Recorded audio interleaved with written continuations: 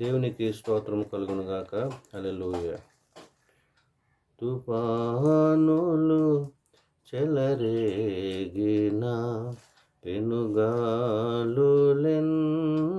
వీచిన, నావలో నీవుండగానే, నావలో నీవుండగానే,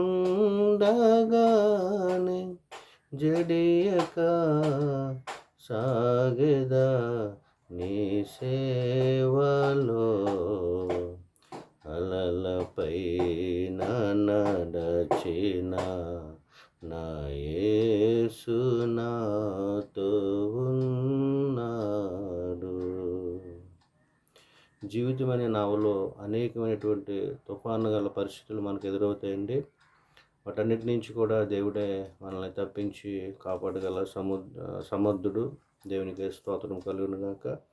ఒక దినాన శిష్యులు కూడా, దేవుని యొక్క శిష్యులు నావలో ప్రయాణం చేస్తుండగా మరి యొక్క సముద్రం మధ్యలో భయంకరమైనటువంటి తుఫాను గాలులతో కూడినటువంటి పరిస్థితిలో ఉన్నప్పుడు వారు ఎంతో భయపడిపోయి మరి చనిపోతాం అనేటువంటి పరిస్థితిలో దేవుణ్ణి వేడుకుంటారండి. అప్పుడు ప్రభు ఆ యొక్క గాలిని, ఆ తుఫాను మరి గద్దించినప్పుడు అది సైలెంట్ అయిపోద్ది.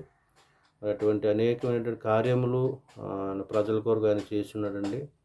మరి దేవుని కలిగి ఉన్నప్పుడు, మన జీవితం అనేటువంటి నావలో ఆయన మనతో ఉన్నప్పుడు, మనకు ఎటువంటి పరిస్థితి ఎదురైనప్పుడు కూడా మరి కాపాడి సంరక్షించగలిగేటువంటి దేవుడండి. అటువంటి గొప్ప దేవుడు మనకున్నాడు. దేవునికి మహిమ కలుగును గాక.